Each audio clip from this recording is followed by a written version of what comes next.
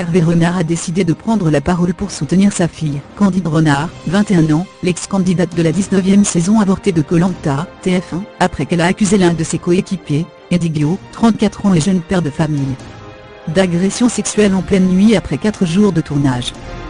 À lire aussi Olivia Newton-John, le mariage de sa fille annulé, un terrible mensonge. Francesca Espo, la fille de Klein veut déjà annuler son mariage. Bébé King hospitalisé, la fille de la légende dénonce des mauvais traitements.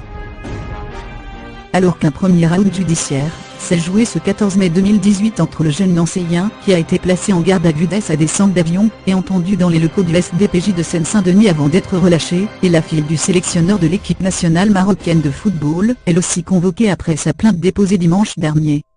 Hervé Renard a décidé de publier un communiqué très combatif sur son compte Instagram, ce mardi 15 mai 2018. Beaucoup de choses ont été dites concernant la déposition de ma fille Candide.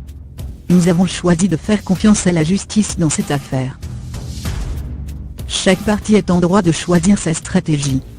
Le plus important pour nous ne sera pas le show médiatique, dont nous n'avons pas besoin pour nous défendre, mais une cohérence pour respecter la justice. Nous attendrons le verdict de cette affaire avec patience et calme. Les grandes déclarations ne servent qu'à se rassurer soi-même et à attirer l'attention. Justice sera faite et l'honneur de ma fille sera rétabli face aux calomnies et divers mensonges à son égard. Le match ne fait que commencer, a-t-il statué avec force. Hervé Renard semble faire référence aux propos de Jérémy Assou, avocat d'Eddie Guiot, qui a annoncé sur BFM TV à l'issue de la garde à vue, que la version de son client, qui nie fermement les accusations de la plaignante, était alors confirmée par d'autres candidats du Koh-Lanta annulés, présents au moment des faits. Aucun motif ne permettait de maintenir mon client en garde à vue. Sa version des faits est parfaitement conforme avec celle des 5 autres personnes, qui étaient dans la hutte avec la plaignante. Aucun de ces 5 témoins ne confirme la version de la plaignante, avait-il statué avant que maître Léon Delforno, avocat de Candide Renard, ne déclare à son tour, remonté à l'AFP, qu'il soit fait état de prétendus témoins confirmant ou infirmant sa version des faits, relève d'une pure stratégie de fake news.